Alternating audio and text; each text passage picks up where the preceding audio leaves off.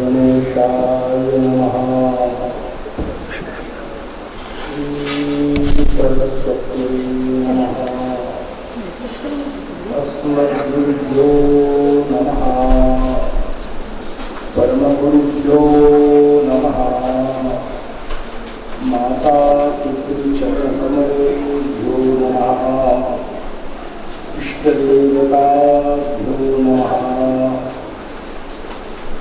वंदे विदेहतनया पदपुण्डरीकं कैशोरसौरभ समाहितं विचित्रम् अन्तं प्रतापमनिशं वन्दं ससेव्यं सन्मानसारिपरिपीतपरागपुण्यं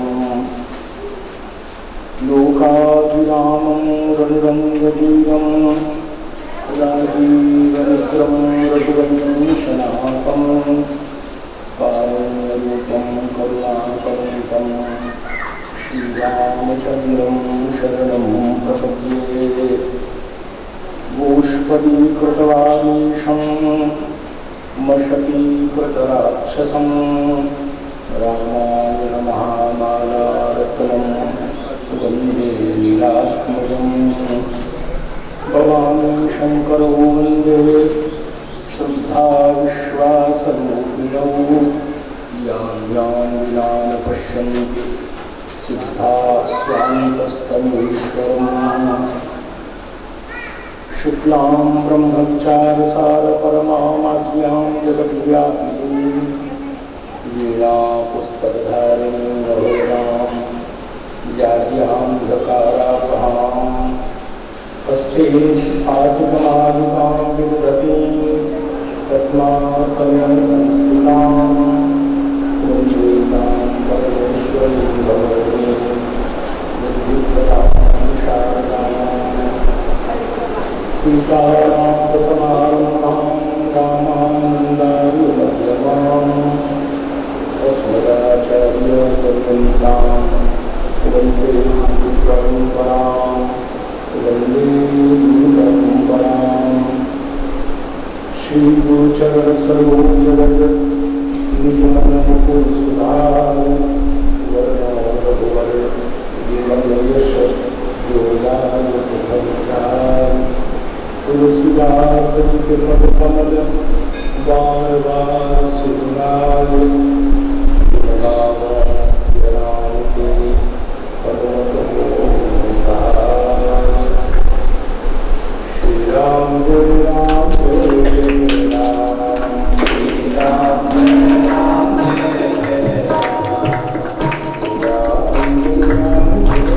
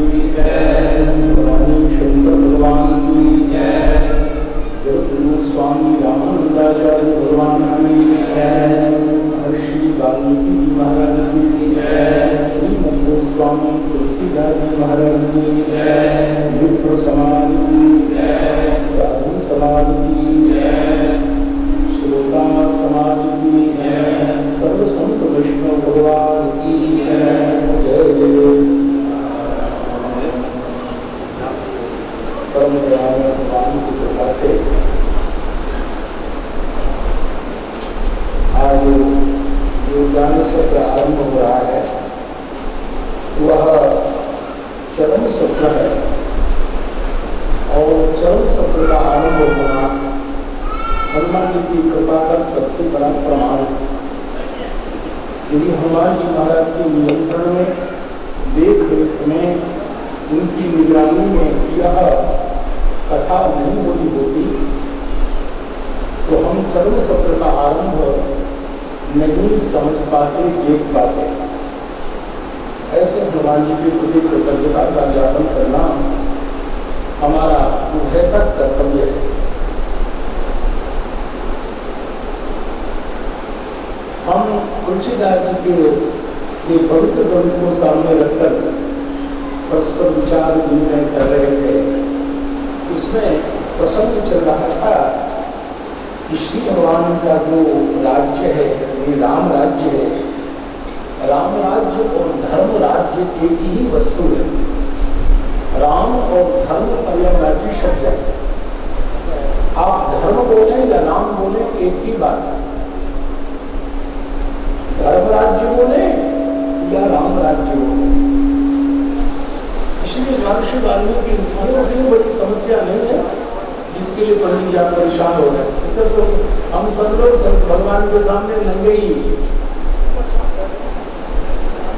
तो तुलसीदास जी ने राम राज्य की अप्रतिम विशेषता को रेखांकित करते हुए कहा, वर्णाश्रम निज निज धर्म, निरंतर नीति, निरंतर वेद पठ, सब लोग वर्ण और आश्रम धर्म का परिपालन करते थे राम राज्य में। ये श्रृंखल नहीं थे। मनमाना काम करने वाले लोग राम राज्य में नहीं थे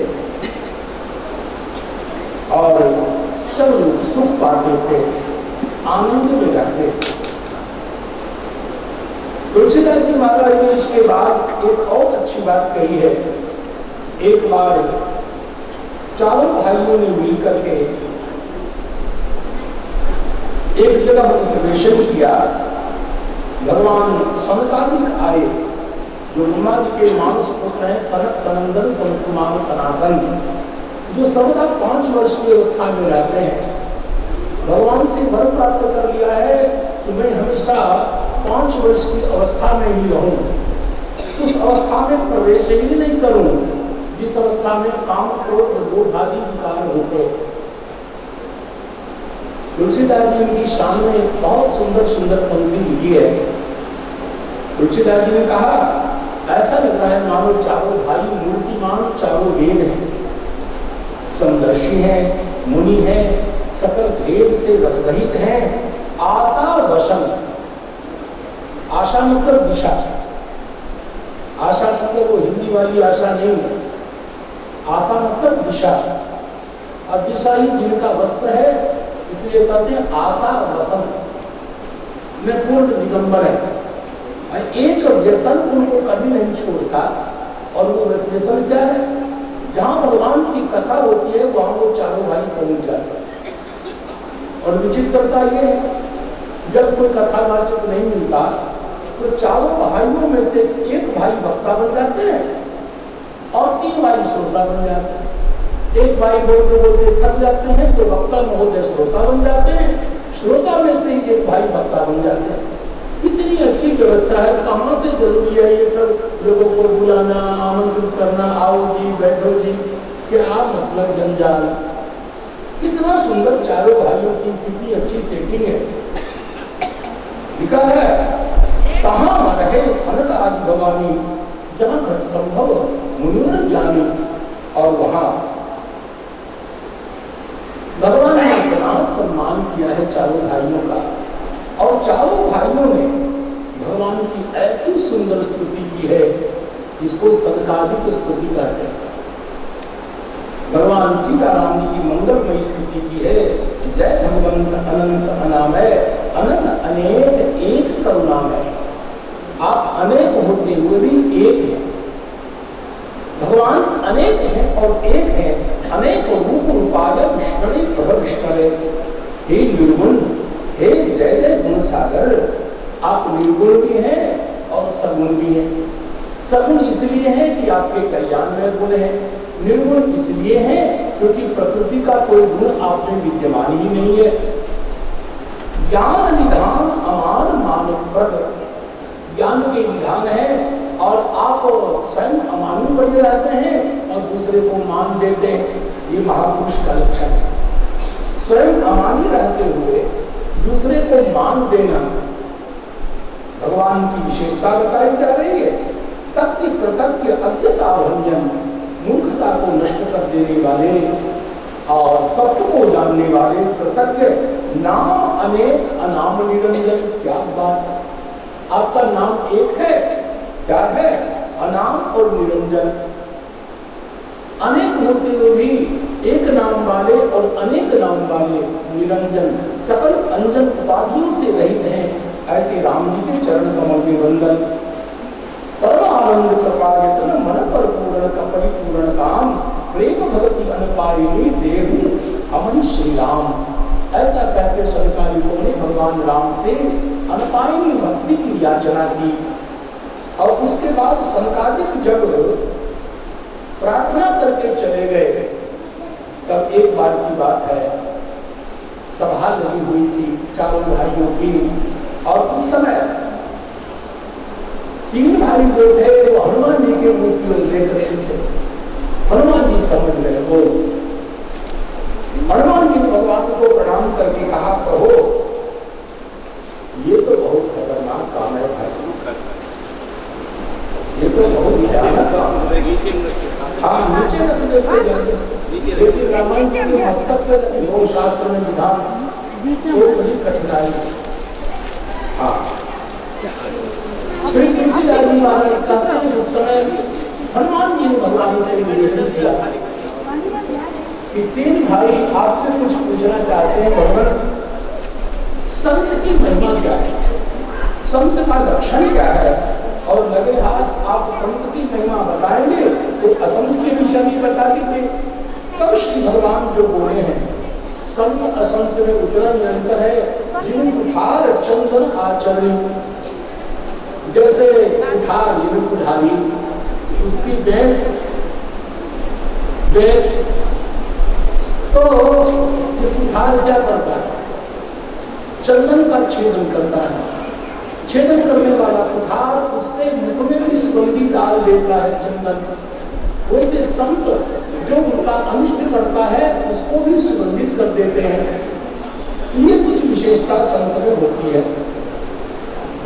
और संत कैसे होते हैं? विषय अलंपट, विषय की कामना नहीं रखने वाले, शील और सकल गुणों के आदर होते हैं, दूसरे के दुख से दुखी होने वाले, दूसरे के सुखी से सुखी होने वाले संत होते हैं। और संत की अनेक विशेषताओं का उल्लेख भगवान ने अपने तीन छोटे भाइयों के लिए किया है। और इसी में असंतों की भी बात बताई, असंत कैसे होते हैं। तिनकर संग सदा बुलाए, असंत उसको कहते हैं जिनका संग हमेशा दुख देता है, जिन्हें कपिल और आगे कहते हैं झूठे लेना, झूठे लेना, झूठे झूठ चलेना, जिनका सब कुछ लफड़ेबाजी से भरा हुआ हो, कोई लेना देना नहीं, ऐसे होते हैं असंत। और वैर अकारण, अकारण दूसरे से वैर करना, और सबका अंश जो कर हित अनहित का अंश, हित करे या अनहित करे उससे भी वैर करना, ये असंत का लक्षण है। और ऐसा मीठा बोलेंगे जैसे तुलसीदास ने कहा, जैसे मोर बोलता कितना अच्छा लेकिन खाता है सांप को, ठीक वैसे असंत जो होते हैं बोलते तो बड़े मीठे मीठे और खाते हैं महाअहि, महासर्प को खाने वाले। तो भगवान ने अपने छोटे छोटे भाइयों को संत और असंत के स्वरूप का ज्ञान कराया, ताकि हम पहचान सकें कि कौन संत है कौन असंत है, किनका संग हमें करना चाहिए, किनका संग हमें नहीं करना चाहिए। असंत जैसे लोग कब होते हैं, ऐसे अधम मनुष्य अगर कृतयुग त्रेता नाम, सतयुग में त्रेता में ऐसे लोग नहीं हुआ करते थे, द्वापर में कुछ हुआ करते थे, ज्यादा करके ऐसे प्राणी कलयुग में ही पैदा होते हैं।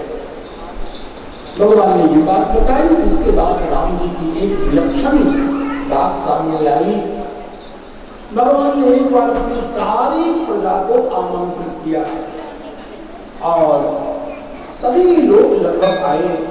भगवान ने सबको उपदेश दिया। एक बार रघुनाथ बुलाए पूर्ववासी सब आए, जो ब्राह्मण जन थे, गुरुजन थे, पूर्ववासी लोग सब एकत्रित हुए और जब सब आसन पर बैठ गए भगवान ने हाथ जोड़ करके कहा कि मेरे सकल पूजन परिजन लोग, मैं कुछ ममता को मन में रख करके नहीं कर रहा हूँ। यदि मैं कुछ अनीति बोल जाऊं तो आप लोग मुझे रोक दीजिएगा। देखो ये प्रजातंत्र की कितनी प्यारी बात है।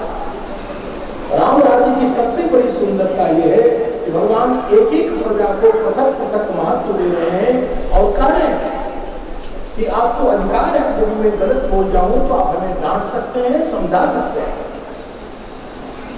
मेरी दृष्टि से मेरा सबसे प्रिय सेवक वो है जो मेरी बात माने। महाराज हम आपको चरण दबाएंगे। अरे चरण क्या दबाओ, मेरी बात तो मानो। तू समझा करते नहीं। महाराज हम आपको दूध पिलाना चाहते हैं। दूध क्या पिलाऊं? मैं तुम्हारे हाथ का दूध क्यों पीऊं? अरे तुम्हारे हाथ से लाए हुए जल से मैं लोशन डाले करूं। तुम्हारा आचार विचार संस्कार सब अत्यंत तुच्छ विशास के जैसा है। मेरी बात तो तुम मानते नहीं, सदाचार धर्म आदि का पालन करते नहीं, तो सेवा क्या करो? सेवा की परिभाषा भगवान बताते हैं। सेवा किसको कहते हैं? सेवक कौन होता है?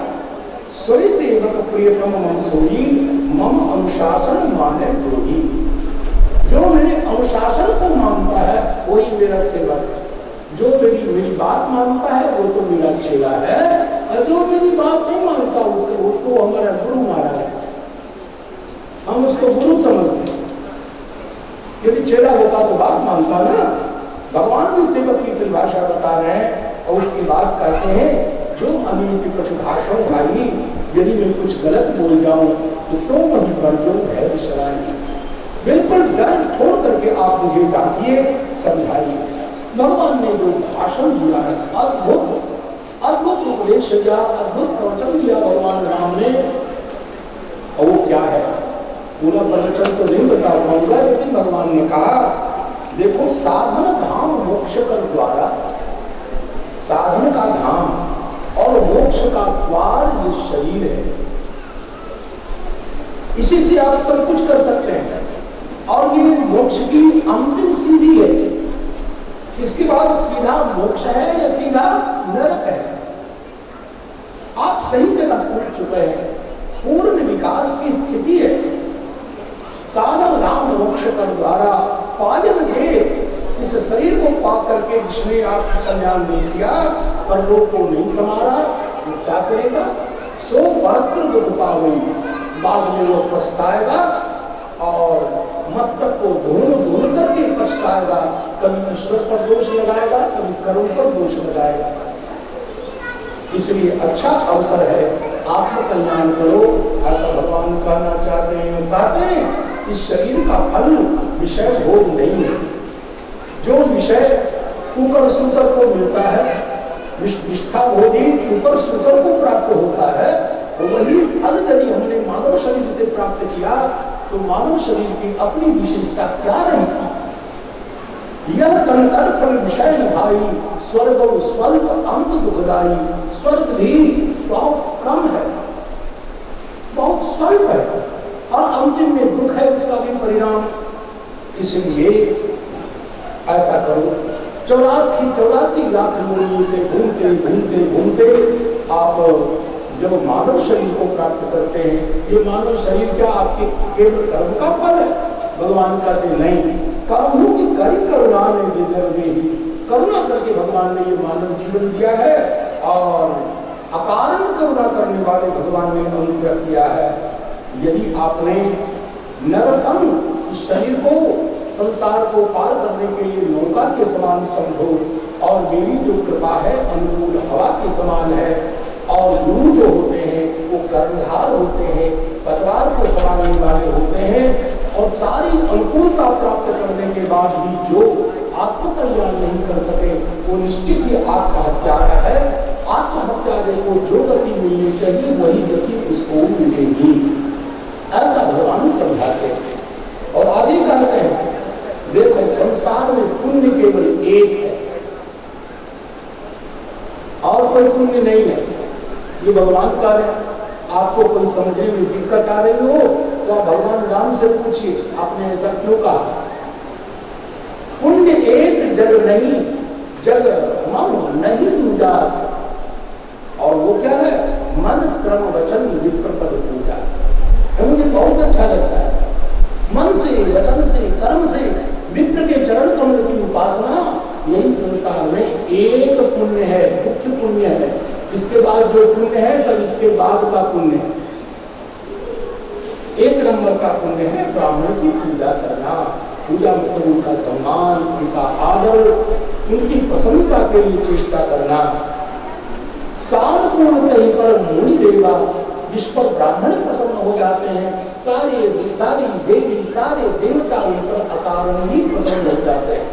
और भगवान ने कह दिया, और वो एक गोकुल और एक गोपनीय बात बता रहा हूं, भगवान शंकर की उपासना किए बिना यदि कोई मेरी भक्ति चाहे तो महामूर्ख है। शंकर भजन की, शंकर भजन बिना नर भगति में पावे लोग। इसका तात्पर्य है यदि आप आचार्य को प्रसन्न नहीं कर पाए, यदि आपने राम नाम के महारसिक भगवान महादेव को प्रसन्न नहीं कर पाए, तो आखिर राम भक्ति के भंडारी तो वही है, राम भक्ति आपको मिलेगी कैसे। और बहुत अच्छी अच्छी बात भगवान ने बताई है। और मम गुण ग्राम नाम रत, जो मेरे गुण के गान में लगा रहता है, मेरे निरंतर नाम का जप करता रहता है, ममता और मद मोह से रहित है, ताकर सुख सोई जाने, उसको जो आनंद आता है वो आनंद वही जानता है। संसार के विषय लोग उस आनंद को नहीं जान सकते। बहुत अच्छा प्रवचन श्री भगवान का हुआ। और लगे हाथ एक और छोटा सा प्रसंग आ गया। श्री भगवान महादेव कहते हैं, हे देवी पार्वती, अवधवासी जो हैं, जो अयोध्या के निवासी हैं, वह तो क्या बात है, वो तो प्रतारक रूप है, उनको कुछ करने की जरूरी ही नहीं है। कहा क्यों जरूरी नहीं है, वो कुछ करते हैं तो अच्छी बात है, नहीं करते हैं तो भी उनके कल्याण को कोई रोक नहीं सकता है। वो प्रतारक हो, प्रतारक का मतलब कर लिया है, सारा प्रयोजन सिद्ध जिसने, ऐसे होते हैं अयोध्यावासी। मैंने कह रहा हूँ भोले बाबा कहे, वहां अवधवासी नर नार प्रतारक रूप। कहा क्यों, ब्रह्म सच्चिदानंद घन रघुनायक जहाँ हो, जहाँ साक्षात ब्रह्म सच्चिदानंद घन भगवान राम जिसके राजा हैं, तो हम लोग तो भगवान के भक्त थोड़ी हैं। अरे भक्त थोड़ी है, भक्त तो आप लोग हैं। और जो अयोध्या में रहते हैं हम तो उनकी प्रजा हैं, हमारे सीधे राजा भगवान है। बुखार लगे, खांसी हो, सीधे राजा को शिकायत। हमारे भगवान सीधे राजा हैं, हम उनकी प्रजा हैं। हमारा पालन पोषण लोक वेद सब कुछ करना हमारे राजा का दायित्व है। हाँ, जो भक्त हैं वो भजन करें, हमें तो भजन करने की भी जरूरी नहीं। रघुनायक जहाँ हो ब्रह्म सच्चिदानंद घन, कितने गौरव की बात है अयोध्या वासियों के लिए। रघुनायक जहाँ हो, जहाँ इसके राजा भगवान रघुनंदन है। क्या बात मुझे याद आ गई, अवध सैया मोरी छोड़ो न भैया, अवध सैया। अयोध्या वासी शाम को जाते हैं भगवान का दर्शन करने, कनक बिहारी सरकार का दर्शन करते हैं, भगवान को सुलाते हुए कहते हैं, अवध सैया मोरी छोड़ो न भैया, अवध सैया। नामे की संतन सेवा विप्रम दान दियो नैया, छोड़ो न भैया। ऐसे भाव में डूबे रहते हैं अयोध्यावासी, तो उनके विषय में क्या कहा जाए। तुलसीदास जी कहते हैं, एक बार वशिष्ठ मुनि आए, एक बार वशिष्ठ मुनि आए हैं, भगवान राम एक पवित्र सुखधाम में पधारे हैं। और उस समय वशिष्ठ जी ने कहा प्रभु मैं तो पौरोहित्य स्वीकार ही नहीं कर रहा, मैं ये कर्मकांड के चक्कर में पड़ ही नहीं रहा। कहा ब्रह्मा जी ने कहा बेटा तू सूर्य वंश में पुरोहित बन जा। वशिष्ठ जी ने कहा हमें पुरोहिताई नहीं करनी, पुरोहिताई बहुत गड़बड़ चीज का क्या गड़बड़ है, इसमें ग्रह का प्रतिग्रह का दान लेना पड़ता है। और सही बात है, गलत गलत लोग दान देते हैं, उनका पैसा कैसा है, संस्कार कैसा है, और ब्राह्मण के पास आता है, ब्राह्मण की बुद्धि मलिन हो जाती, इसलिए हम इस चक्कर में पढ़ना ही नहीं चाहते थे। लिखा है पुरोहित्य कर्म अति मंदा, मंद का मतलब क्या हो, एकदम मंद, चोरी चकारी से भी खराब। नहीं नहीं नहीं, केवल एक तो कमी है, हमारे कर्म में तो असंख्य कमियां हैं। पुरोहित्य कर्म अति मंदा का मतलब है कि कल्पना करो आप श्री शुद्ध का पाठ करते हैं, आप यजमान का श्री शुद्ध का पाठ करते हैं तो आप मालदार बना देते हैं, और अपने घर में ब्राह्मण श्री शुद्ध का पाठ करेगा तो माल नहीं आएगा। लेकिन अपने घर में पाठ में करके ब्राह्मण आपके घर में पाठ करके आपको मालदार बना देता है, और स्वयं आपकी दक्षिणा क्या बात, जो भी देते हैं वो ले लेते हैं। हम तो दरिद्र लोग सही ढंग से देते नहीं, अरे जितना आप मजदूर को देते हो उतना ही दिया है, तो आपने ब्राह्मण को मजदूर ही नहीं समझा, उसमें पंडित जी वाली क्या बात है और सरदार वाली क्या बात है। इसीलिए प्रभुत दक्षिणा ब्राह्मण को देनी चाहिए, खूब चक्का खूब प्रभुत दक्षिणा आपको पवित्र खूब चकाचक भोजन कराना चाहिए ब्राह्मण को। ब्राह्मण जब आपके घर से निकले तो एकदम आनंद में रहे, खूब हर्षित है।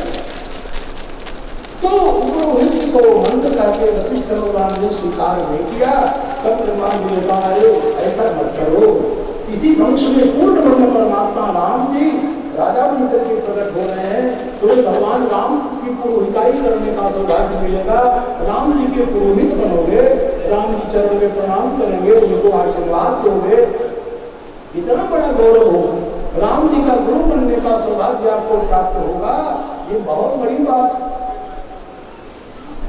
जिस भगवान के दर्शन के लिए जो भी दिन प्रार्थना करते रहते भगवान हृदय में प्रकट नहीं होते, ऐसे भगवान तुम्हारे चरणों में रहेंगे,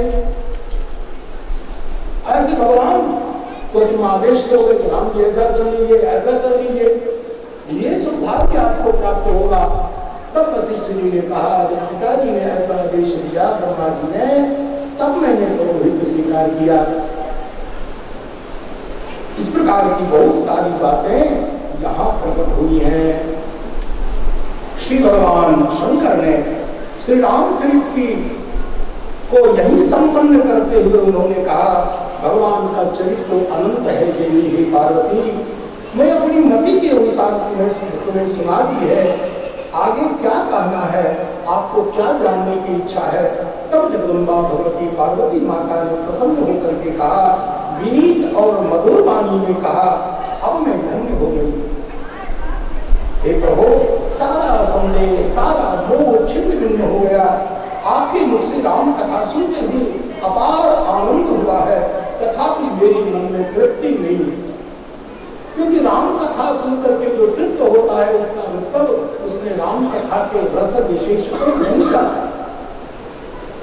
जो जीवन मुक्त भावनी है वो अभी भगवान के गुणगण का निरंतर श्रवण करते रहते हैं, इसलिए भावसागर को जो अनायास पार करना चाहे राम कथा उसके लिए दृढ़ नौके के सवाल।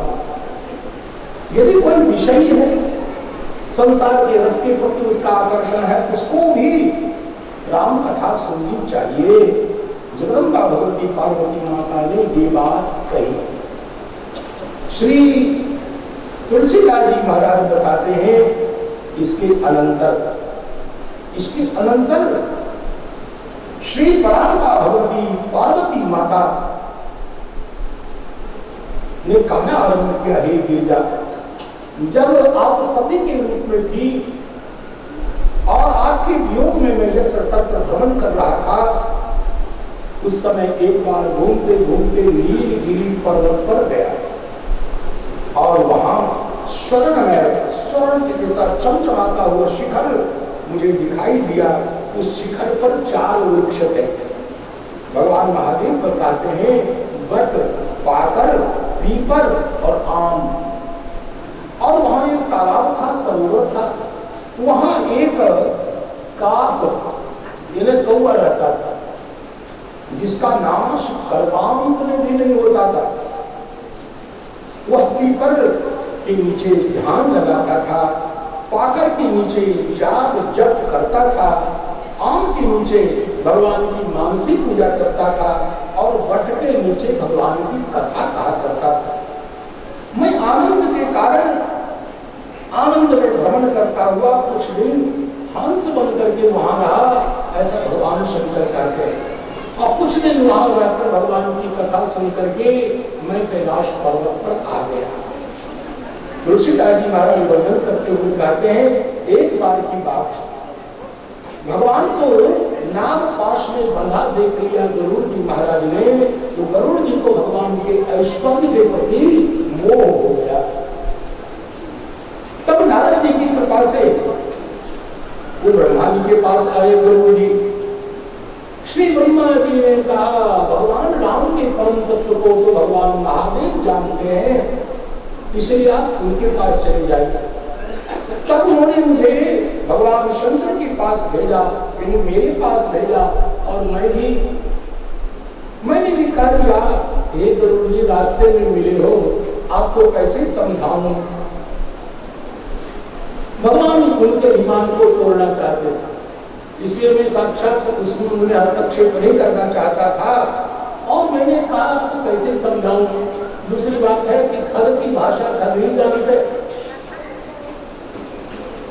हे गरुड़ जी बहुत काल तक कोई सत्संग करता है, कभी संदेह और शंका की निवृत्ति होती है, और इसलिए बहुत काल तक आप सत्संग करोगे तभी आपके सारे संशय का छेद हो पाएगा। तब मैंने स्वयं उनको नीलगिरी पर, नील पर्वत पर भेज दिया, जहां श्री साधुशंकर जी महाराज निरंतर भगवान की कथा कहते। उनसे राम कथा सुन करके उनका समस्त मोह भ्रम दूर हो गया।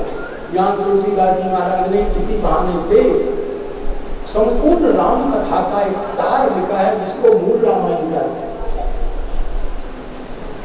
और अंत में गरुड़ जी महाराज ने कृतज्ञता का ज्ञापन किया, हे भगवान आपकी कृपा से मेरा सारा संदेह, सारा मोह दूर हो गया भगवान की कथा सुन करके।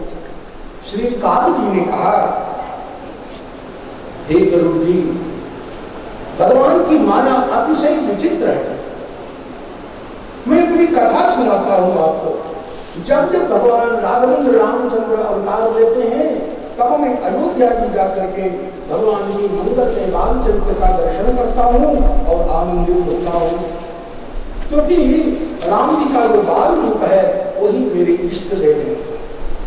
एक बार की बात है, भगवान की ललित बाल लीला को देखकर, मधुर मधुर बाल लीला को देखकर मेरे मन में भी संदेह हो गया, उनके ऐश्वर्य में मोह प्रकट हो गया कि भगवान कैसी कैसी लीला कर रहे हैं। श्री भगवान ने मुझे पकड़ना चाहा और उस समय मैं भाग गया, सत्तावरण भेद करी जहां लगे गति मोर, और वहां जाकर ब्रह्मलोक पर्यंत देखा तो भगवान का कर कमल मेरे पीछे पीछे आ रहा था। श्री कार्य कह रहे हैं मैं उड़ गया सत्तावरण भेद पर्यंत, और तब अचानक भगवान की माया की महिमा को देखकर मेरी आंखें बंद हो गई। हंसते ही भगवान के मुख में चला गया। और क्या बताऊं, उधर मान सुन अंडक राजा देखे बहु ब्रह्मांड निकाया। मैंने भगवान के मुख में प्रविष्ट होते ही अनेक अनेक ब्रह्मांडों का दर्शन किया। अनेक ब्रह्मा, अनेक विष्णु, अनेक शंकर, अनेक विविध लोकपालों का दर्शन किया। लेकिन सभी लोगों में जाने के बाद भी मुझे राम रूप दो प्रकार का नहीं मिला। राम रूप दूसरा नहीं देखा, राम जी एक रूप में ही दिखाई दिए। अनेक कल्पों तक मैं माया के कारण संसार में भटकता रहा। अयोध्या आ गया, बाल चरित करते भगवान के मुख से जब मैं बाहर निकल गया, हंसते हुए भगवान के मुख से भगवान ने माया के प्रभाव को रोक दिया और उसके बाद उन्होंने मेरे मस्तक पर हस्त रखा और कहा क्या चाहिए। मैंने भगवान से मंगलमयी भक्ति मांगी। श्री भगवान ने अपना सिद्धांत, वैष्णव सिद्धांत, विष्णु सिद्धांत, भक्ति सिद्धांत बताया। सभी जीवों में, संसार के समस्त जीवों में, मनुष्यों में, ब्राह्मणों में, वेदज्ञ इत्यादि रीति से अंतिम में भगवान ने कहा मुझे सबसे ज्यादा प्रिय अपना दास लगता है, अपना भक्त लगता है, अपना सेवक लगता है, वो मेरा अत्यंत प्रिय है। और कहा अब तुमको मेरी माया कभी नहीं जाती जी।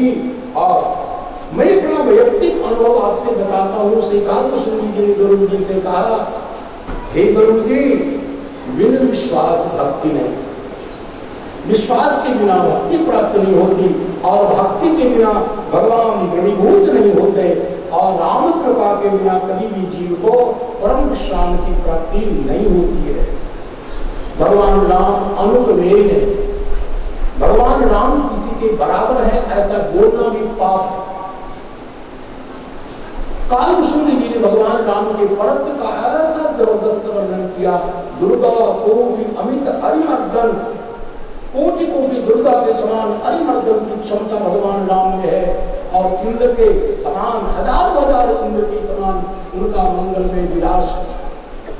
और यहाँ तक कालजी बोल गए कि भगवान राम करोड़ों विष्णु के समान है, कोटि विष्णु संपादन करता, रुद्र कोटि संहर्ता इत्यादि इत्यादि करके राम जी के अचिंत्य सामर्थ्य का वर्णन श्री कालभूषण जी महाराज ने किया है। और अंतिम में तो कह दिया निरुपमन उपमान राम समान राम निगम कहे। वेद कहते एक ही बात द्वितीयम, भगवान एक है और अद्वितीय है। राम जी की कोई दूसरी उपमा हो ही नहीं सकती। राम जी के समान केवल भगवान राम ही है।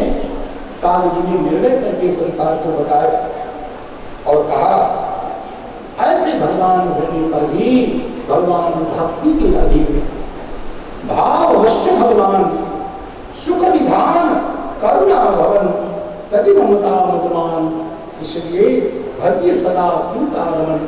जो सीता जी के रमन है, सीता जी की कांत है, पति है, ऐसे भगवान को ममता मद मान का परित्याग करके भजन करना चाहिए।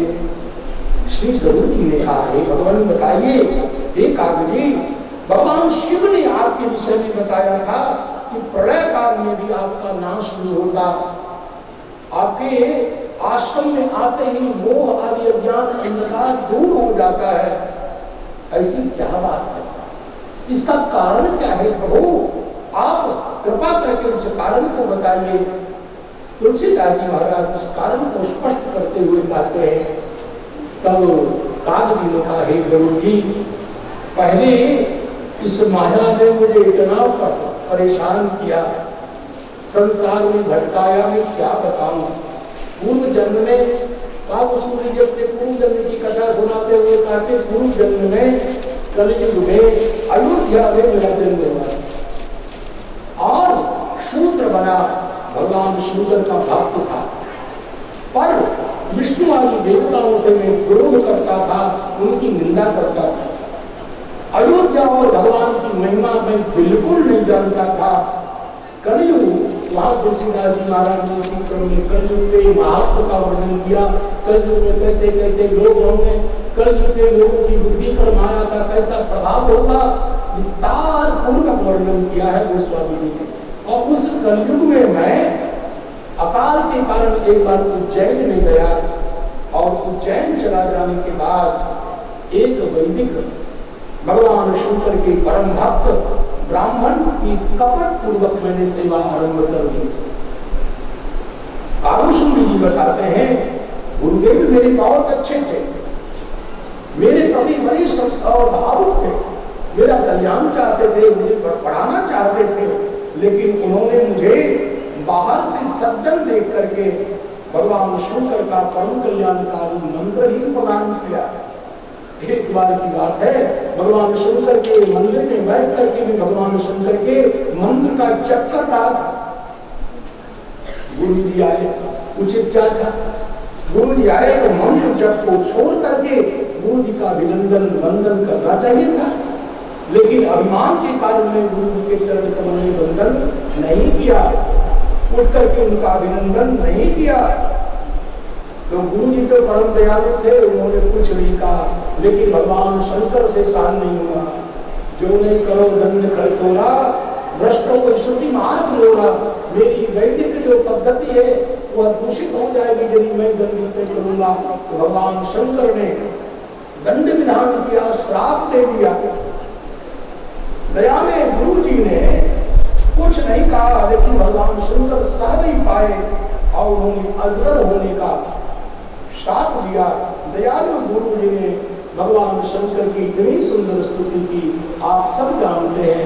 नमामि शतीशा निर्वाणरूपम विभुं व्यापकं ब्रह्मवेदस्वरूपं निजं निर्गुणं निर्विकल्पं निरीहं चिदाकाशमाकाशवासं भलेहं निराकार ओंकारमूलं तुरीयं ज्ञानमूर्तितमीशं गिरीशं इत्यादि शब्दों से, इत्यादि वचनों से भगवान शंकर की स्तुति मेरे गुरु जी ने की। भगवान शंकर हो गए प्रसन्न, और प्रसन्न भगवान शंकर ने अपराध क्षमा की याचना करने वाले गुरु जी से कहा, आप तो परम कृपालु हैं, लेकिन मैंने तो श्राप दे दिया। कोई बात नहीं, गुरु जी ने कहा आपका श्राप अनुग्रह के रूप में हो जाए, बहुत शीघ्र ही इस श्राप का काल पूरा हो जाए। कुछ ही दिनों में श्राप का प्रभाव मिटने का अनुरोध किया गया। जल्दी जल्दी में मैं शरीर छोड़ता गया और अंतिम में मेरा जन्म अयोध्या में हुआ। तब भगवान राम के सगुण रूप के प्रति मेरी ऐसी निष्ठा, ऐसा आग्रह उत्पन्न हुआ। एक बार की बात, भगवान राम के प्रत्यक्ष दर्शन करने का भाव मेरे मन में जड़ा। भरी मोचन विलोक अभिलेषा तब सुनझाऊं निर्गुण उपदेशा, ऐसा कोई दृढ़ीयान आग्रह मेरे मन में उत्पन्न हो गया। माता पिता के मरने के बाद एक बार मैं भजन करने के लिए वन की ओर चला गया। वहीं मेरु शिखर के एक वट वृक्ष की छाया में एक महात्मा बोले जिनका नाम था लोमश ऋषि, और लोमश ऋषि का प्रत्यक्ष दर्शन मुझे प्राप्त हुआ। वे कृपा करके मुझे अधिकारी समझ करके वेदांत तत्व का उपदेश करने लगे, निर्गुण ब्रह्म का उपदेश करने लगे, लेकिन मुझे अच्छा नहीं लगता। निर्गुण ब्रह्म का स्वरूप मुझे अच्छा नहीं लगता था, और मैं उनके बदले सगुण ब्रह्म की स्थापना करता, सगुण राम की स्थापना करता। जब उत्तर और प्रत्युत्तर आरंभ हुआ, जब उत्तर प्रत्युत्तर का क्रम आरंभ हुआ, तब गुरु जी नाराज हो और श्राप देने को उद्यत हो गए। उन्होंने श्राप दे दिया कि तुमने उत्तर प्रत्युत्तर किया है, इसलिए जाओ सपदे पक्षियों में चांडाल पक्षी में कौआ बन जाओ, शपथ हो पक्षी चंडाला। मैंने विचार किया, ये अद्वैत का प्रवचन तो कर रहे हैं, लेकिन द्वैत के बिना तो क्रोध उत्पन्न होता ही नहीं। क्रोध के द्वैत मूर्ति बिना, अद्वैत के बिना ज्ञान, अज्ञान के बिना द्वैत कभी बुद्धि विभाषित ही नहीं हो सकता है। वह तो लीला थी, भगवान की कृपा की लीला थी। और फिर प्रसन्न लोमा जी ने मुझे मेरे शील को देख करके, मेरे धैर्य को देख करके, मेरी परीक्षा लेकर के उन्होंने मुझे राम मंत्र की दीक्षा दी और कहा कि बालक राम का ध्यान करना।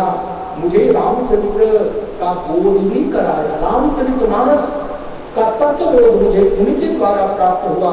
उनके ही दर्शन से, आशीर्वाद से श्री राम भक्ति की प्राप्ति हुई। साथ में उन्होंने यह भी आशीर्वाद दिया कि काम रूप इच्छानुसार रूप बदलने की क्षमता आपको प्राप्त होगी। इच्छा मरण, जब आप चाहेंगे तभी मरेंगे। और साथ में मैं जिस आश्रम में हूँ, योजन पर्यंत वहाँ अविद्या का स्पर्श न हो, माया का किंचित भी प्रभाव वहाँ दिखाई न दे, माया नहीं जातेगी। गरुड़ जी महाराज, इस आश्रम में रहते हुए मुझे 27 कल्प बीत गए और इसी तन से मुझे राम भक्ति, राम प्रेम की प्राप्ति हुई। लोग जिससे जिसको लाभ होता है उस वस्तु में उसकी ममता होती है। इस कारण से मैंने इस काल शरीर का परित्याग नहीं किया। ये शरीर मुझे बहुत प्रिय है और इसलिए मैं इस शरीर को बिल्कुल नहीं छोड़ता। श्री कालभूषण जी महाराज ने कहा, जब गरुड़ जी ने पूछा, संत लोग और वेदांत शास्त्रों में ज्ञान को सर्वश्रेष्ठ बताया गया है, ज्ञान को अत्यंत दुर्लभ बताया गया है, तो भी आपने उतना आदर, जितना आदर भक्ति का किया है उतना आदर आपने ज्ञान का भी नहीं किया। क्यों? श्री गरुड़ जी महाराज के द्वारा ऐसे पूछे जाने पर कालभूषण जी महाराज बोलने लगे, सुनो महाराज, भक्ति और ज्ञान दोनों में कोई खास अंतर नहीं है।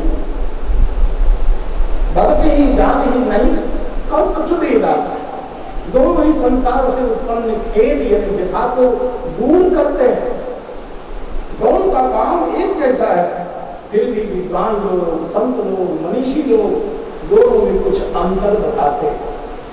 क्या है अंतर? ये भक्ति और माया दोनों स्त्री जाति के, और आप जानते हैं कि मोह नारी नारी के रूपा, नारी के रूप को देखकर नारी मोहित नहीं होती, और इसलिए माया तो नर्तकी है और भगवान की भक्ति भगवान की प्रेयसी। और इसी कारण जीव जड़ चेतन की ग्रंथि में फंसा हुआ है, इसको वो सुलझा नहीं पाता। पर्याप्त प्रकाश प्राप्त नहीं हो तब तक जीवात्मा अपने स्वरूप को जान करके अचित ग्रंथि से मुक्त नहीं हो पाता। और इसलिए क्या चाहिए? इसके लिए चाहिए पर्याप्त प्रकाश, ज्ञान का प्रकाश। कदाचित ज्ञान दीपक जल नहीं जाए, अनेक कष्ट करके, अनेक साधन करके, श्रद्धा रूपी गाय, उससे दूध, फिर उसका घृत और उससे दीपक बनाया जाए, 3 अवस्था, 3 गुण इत्यादि को तैयार करके दीपक जलाया जाए, तो भी उस ज्ञान दीपक के द्वारा उस तत्व की उपलब्धि नहीं होती है। क्योंकि इंद्रिय द्वार धरो था नाना, तांता सो बैठे कई थाना, और जब विषय की हवा चलती है तो यही देवता लोग धोखा देते हैं, और जब हवा अंदर आती है दीपक बुझ जाता है, हमें प्रकाश प्राप्त नहीं होता और हम जड़ चेतन की ग्रंथि को खोल नहीं पाते। इसलिए महाराज ज्ञान मार्ग अत्यंत ही कठिन है। ज्ञान पंथ कृपाण की धारा, इसमें पतन होने में देर नहीं लगती, ऐसा काली ने स्पष्ट शब्दों में कहा। कदाचित इस पंथ का निर्वाह हो भी जाए तो भगवान को ऐसे ज्ञानी परम प्रिय नहीं लगते जितने प्रिय भगवान को अपने भक्त लगते। जीव प्रायः ग्रंथि सुलझा नहीं पाता है, जबकि भक्ति ऐसी चिंतामणि है जिसके लिए कुछ चाहिए ही नहीं कष्ट चाहिए, दिया बातें। भक्ति चिंतामणि, भक्ति दीपक के प्रकाश में, रत्न के प्रकाश में, मणि के प्रकाश में सब कुछ, क्योंकि भक्ति स्वतंत्र सकल सुख धामी, भक्ति परम स्वतंत्र है, उसको किसी साधन की अपेक्षा नहीं होती, न ज्ञान की अपेक्षा होती है, न कर्म की अपेक्षा होती है। भक्ति भगवान को प्रसन्न करने में परम समर्थ होती है। इसीलिए भक्ति की अपार महिमा बताई गई। भक्ति से अनायास ही भगवान की प्राप्ति हो जाती है, सभी सिद्धियों की प्राप्ति हो जाती है, सभी साधन की सुगमता हो जाती है। और अंतिम निर्णय श्री कागजी महाराज ने जो सुनाया वो अद्भुत है। कागजी ने कहा, बारी मथे घृत हो जबर, पानी के मंथन से कई घी की प्राप्ति हो जाए, यह असंभव भी संभव हो सकता है। सिकता के बलते, सिकता कहते हैं बालू को, सिकता के मंथन से कहीं तेल प्रकट हो जाए, यह असंभव भी संभव हो जाए। लेकिन बिन हरि भगति भज, भगवान की भक्ति के बिना भव सागर को पार करना अत्यंत कठिन है। यह सिद्धांत अपेल है, इसका कोई खंडन और इसका कोई विरोध नहीं कर सकता है। और तुलसीदास जी महाराज ने यहाँ एक संस्कृत का श्लोक डाल करके सिद्धांत को स्थिर करते हैं। कहते हैं विनिश्चितम बनामिते, मैं निश्चय करके बता रहा हूँ, मेरा वचन अन्यथा नहीं है। हरिम जना भजन्ते अति दुस्तरम तरन्ते, जो भगवान हरि का भजन करते हैं वो अति दुस्तर माया को अनायास पार कर देते हैं। कहो नाथ हरि चरित अनुपार, व्यास समास स्वमति अनुरूपा। मैंने कहीं व्यास के रूप में विस्तार से, कहीं समास में संक्षेप रूप में भगवान की भक्ति के सिद्धांत का प्रतिपादन किया। शुद्ध सिद्धांत यही हुए नारी। हे गरुड़ जी महाराज, उरग के अरी, उरग का के सांप, सांप के शत्रु है गरुड़ जी महाराज। वेद का सिद्धांत यही है, राम भजिए सब काज विसारी। सभी कार्य का विस्मरण करके, उपेक्षा करके आप भगवान राम का भजन करके। प्रभु रघुपति कभी से ये काल, कौन है संसार में जिसको भगवान राम को छोड़कर भजा जाए। मेरे जैसे सत्पर जिनकी ममता हो, अपनापन हो, इसलिए ऐसे भगवान तुम विज्ञान रूप नहीं मोहा। हे गरुड़ जी महाराज, आपको मोह प्राप्त नहीं था, आपने तो मेरी ऊपर कृपा की, आपने राम कथा का प्रश्न किया। शुक्र शंकादि शंभु आदि जिस राम कथा को पसंद करते हैं, सत्संगति अत्यंत दुर्लभ है। जीवन में कभी एक निवेश के लिए भी प्राप्त हो जाए तो अहोभाग्य की बात है। हे गुरु जी, आप मेरी ओर देखिए, क्या मैं राम जी के भजन का अधिकारी हूँ? एक कौवा राम जी का भजन करे, मैं अधिकारी हूँ? शकुना अधम, मैं पक्षियों में अलम हूँ, सब प्रकार से अपावन हूँ, तो भी भगवान की कृपा ने मुझे जगत वंदित बना दिया। आज धन्य में धन्य अति, यद्यपि सब प्रकार से हीन तब भी भगवान ने कृपा करके मुझे संत सनातन प्रदान किया है। ऐसा करके श्री कालूसुंद जी महाराज गरुड़ जी के प्रति कृतज्ञता का ज्ञापन करते हैं। कहते हैं नाथ यथावत भाग्य, जैसी मेरी बुद्धि थी वैसी कथा मैंने आपको सुनाई है।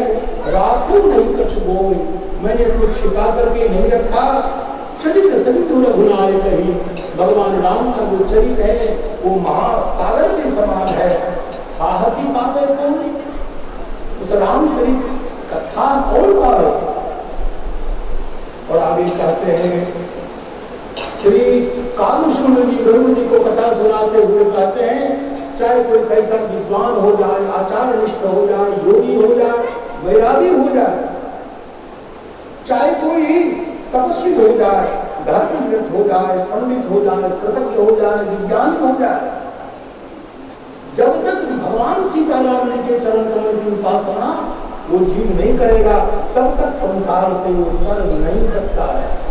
दिन दिन घोष के साथ श्री कालूसुंद जी कहते हैं, सागर प्रसिद्ध विमुक्त उदासी, कवि कोविद कृतज्ञ सन्यासी,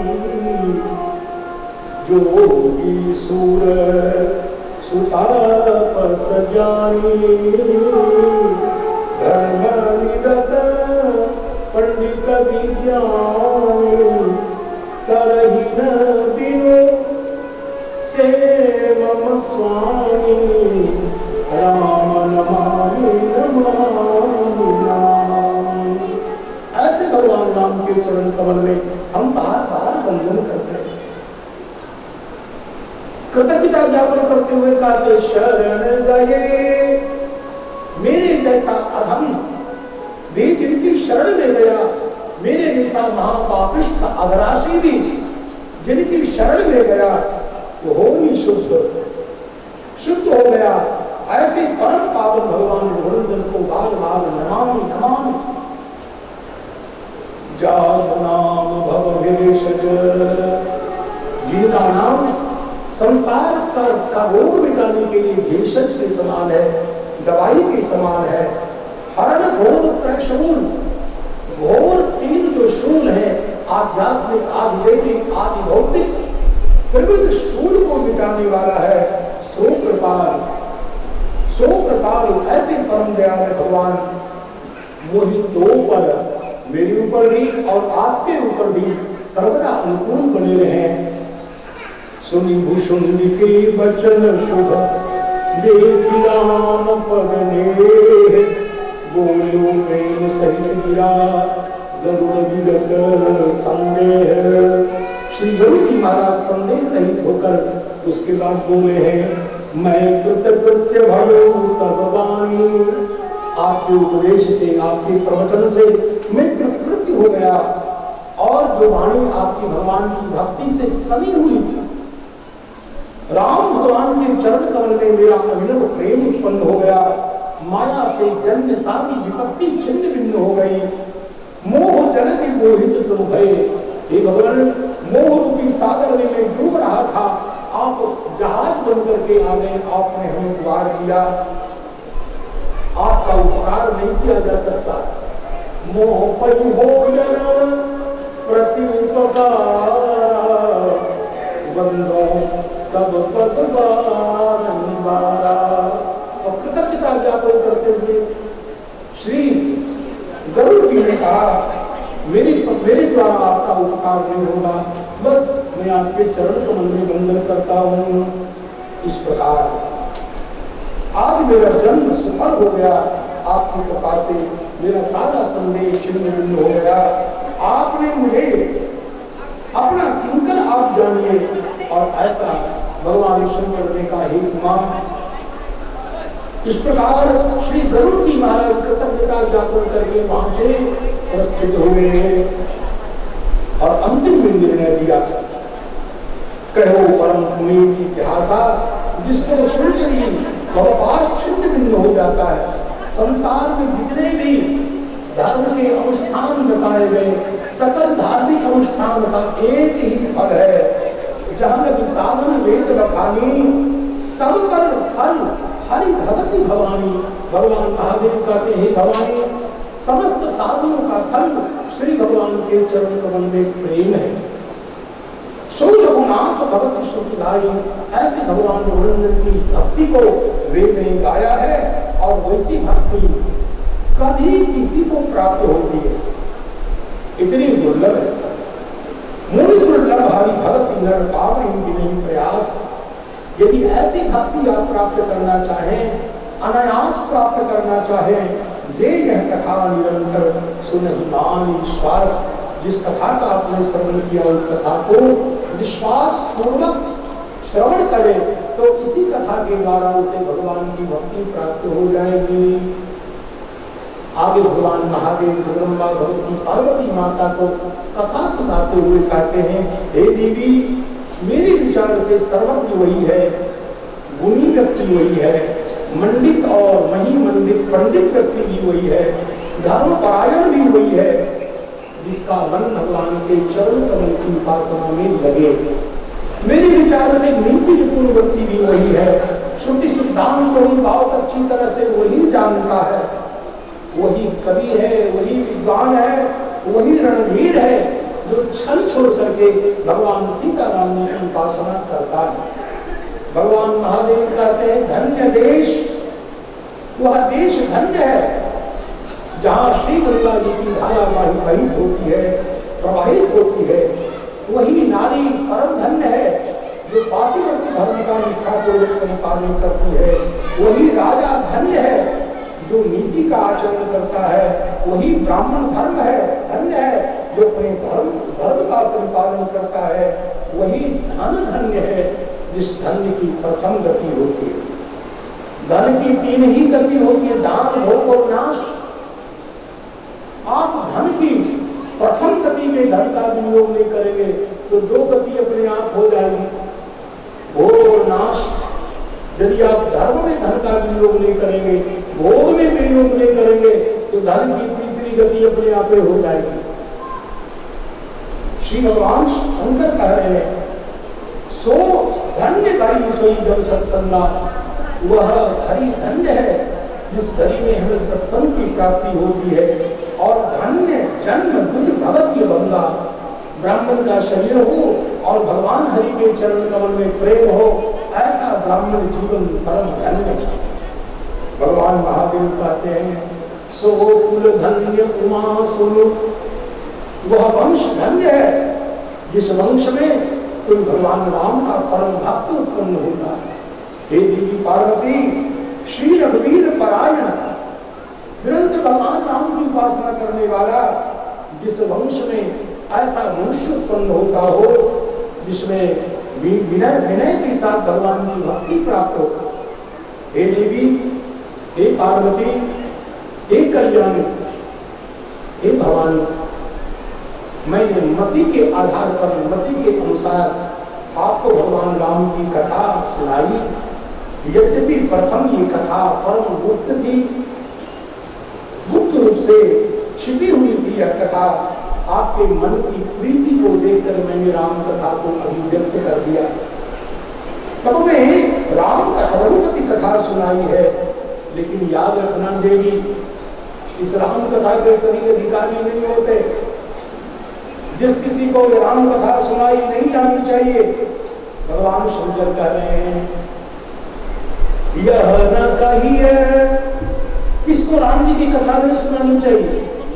सठही हठशील नहीं, जो व्यक्ति शठ हो, आपके बार बार उपदेश करने पर भी वह आपके आधार पर धर्म का आचरण नहीं करता हो, शठ हो, और वो हठ करता हो, हठी व्यक्ति हो, और सबसे बड़ी बात मन लगाकर जो भगवान की कथा को न सुने, ऐसे व्यक्ति को भगवान की कथा, भगवान राम की कथा नहीं सुनाई जानी चाहिए।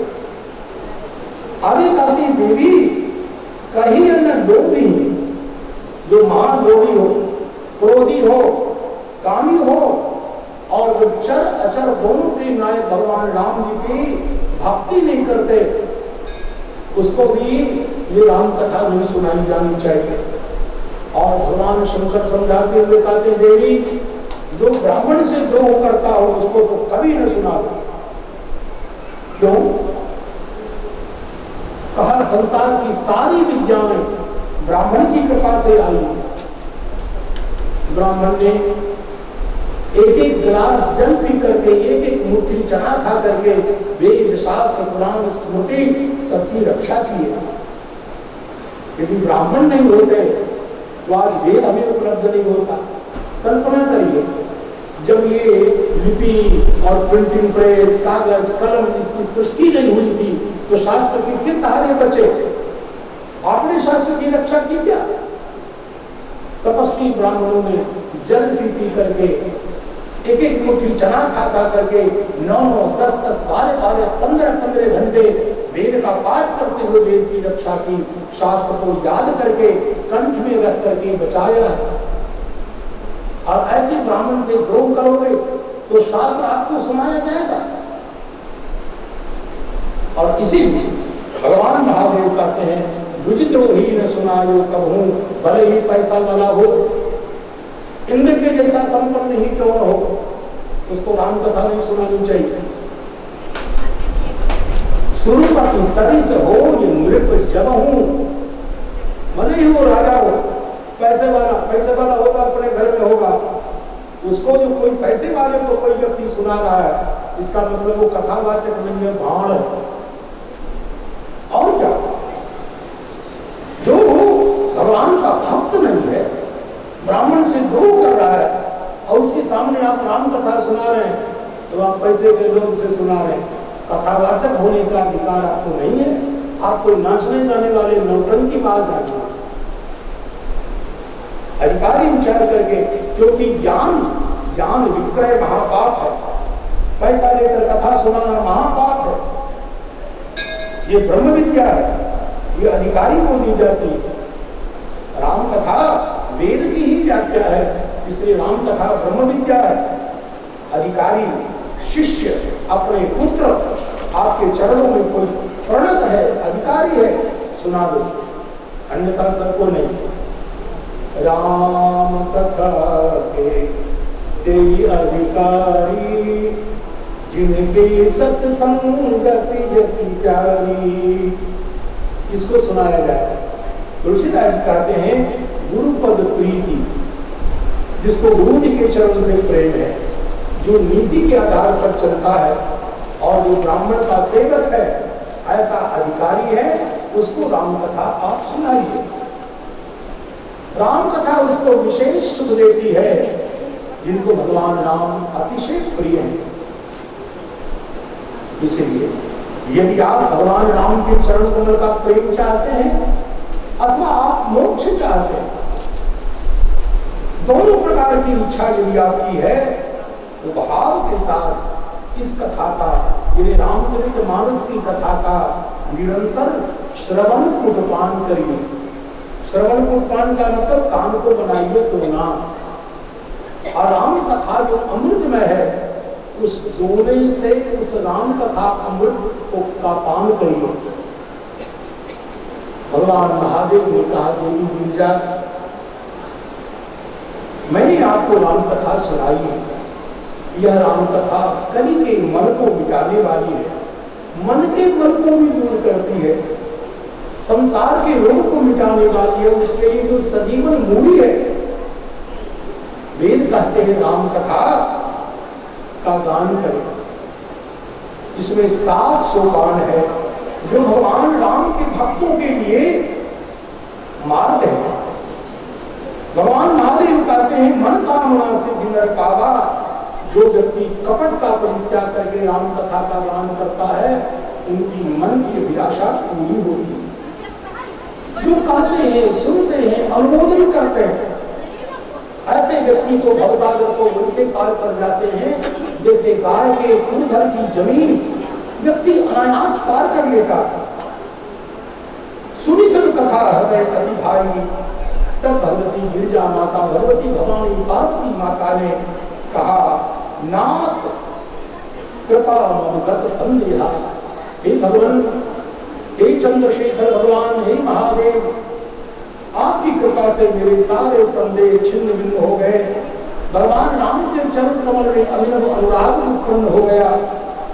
मैं कृतकृत्य भयो, अब मैं कृतकृत्य हो गई, धन्य हो गई तब प्रसाद विश्वेश। हे भगवान महादेव, हे विश्वनाथ, आपकी कृपा से मैं अब कृतकृत्य हो गई, धन्य धन्य हो गई।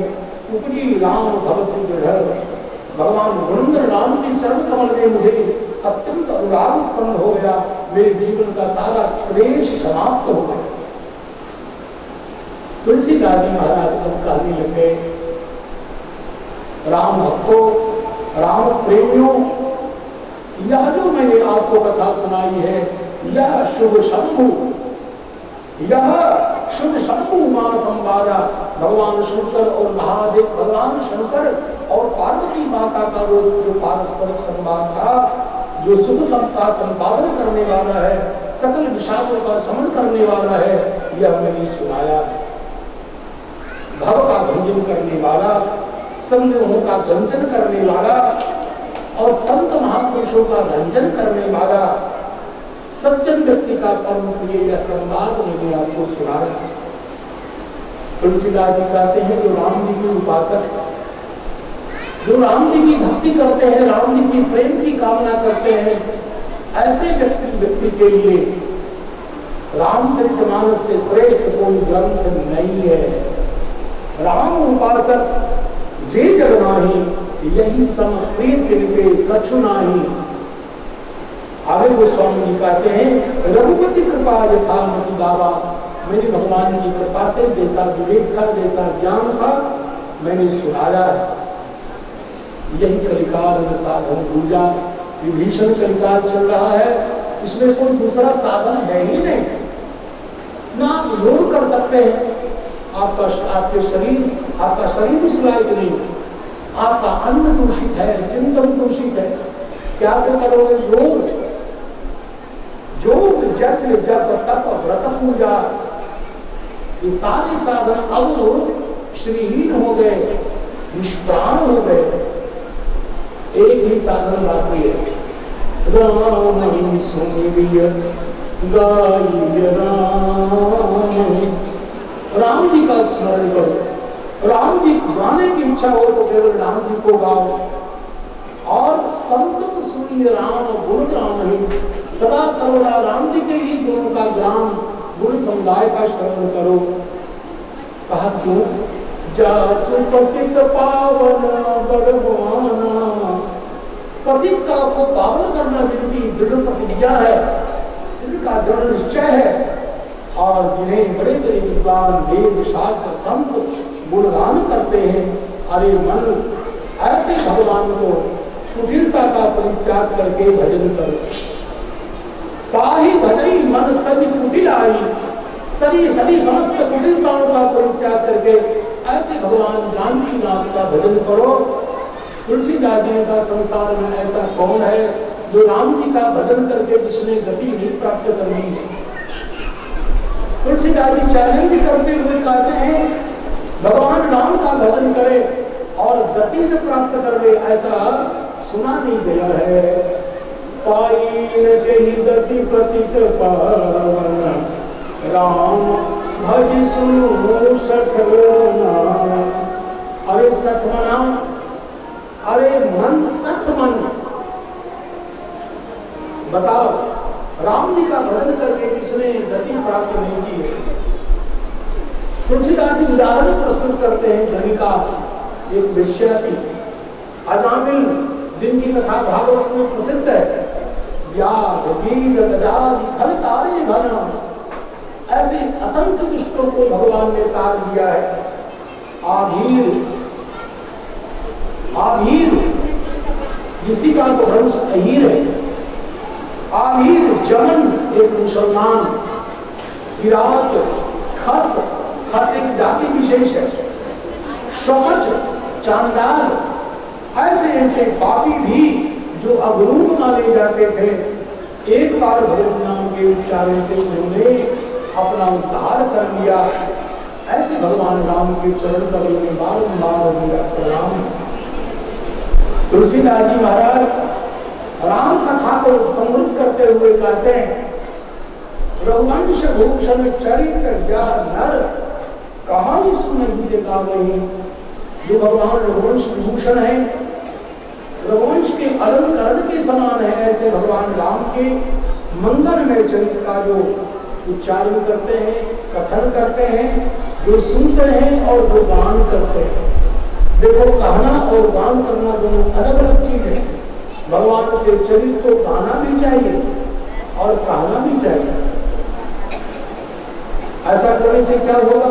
तुलसीदास जी कहते हैं, कली मल मनोमल धोई, कली के मल को धो करके, मन के मल को धो करके वो बिना ही परिश्रम भगवान के दिव्य धाम की ओर सिधारते हैं, भगवान के धाम को प्राप्त करते हैं। आगे तुलसीदास जी कहते शतपंच चौपाई, रामायणी लोग इसी टेंशन में जीते हैं कि शत चौपाई कौन है, कौन है, कौन है। कई रामायणी इसको सोचते सोचते बुखार में आ जाते। बताओ ये कौन है शत चौपाई? बड़े बड़े विद्वानों ने निर्णय दिया है, शतपंच चौपाई, अच्छे अच्छे 5 पंच, रामायण के पंच, उनकी चौपाई, उनके द्वारा निर्मित चौपाई। कुछ लोगों ने कहा शतपंच 500 चौपाई, कुछ ने कहा 7, 5, 12 चौपाई। लो, विवाद से ग्रस्त है ये मामला। और कहा भगवान शंकर ने पार्वती माता को जो निर्णय करके सिद्धांत बताया, उत्तरकांड के अंतिम के 500 चौपाई। ऐसे लोगों ने अलग अलग अपने मत रखे हैं, हम सबको प्रणाम करते हैं। शतपंच चौपाई मनोहर जान, जो नर उर्धरे, जो मनुष्य इन चौपाइयों को हृदय में धारण करते हैं। चौपाइयों को हृदय में धारण करने का मतलब चौपाइयों का तात्पर्य अपने हृदय में रखते हैं। आखिर उनको क्या लाभ मिलता है?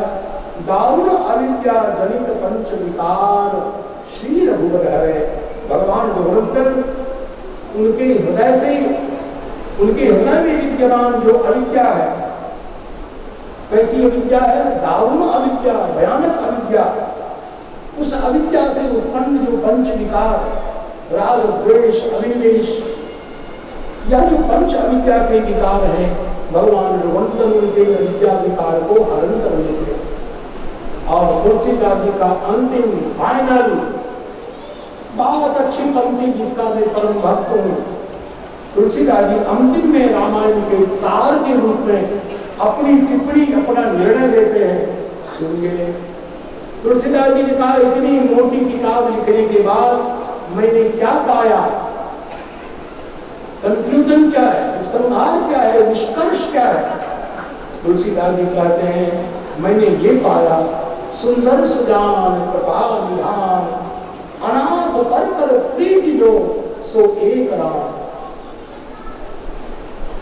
जो परम सुंदर है, परम चिंतक विचारक है, परम समझदार है, और कृपा निधान, जो सुंदर होता है वो चिंतक नहीं होता, जो चिंतक होता है वो दयालु नहीं होता।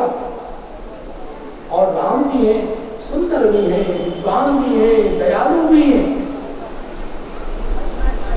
और जिसके पास सामर्थ्य नहीं हो वो दयालु होकर के क्या करेगा?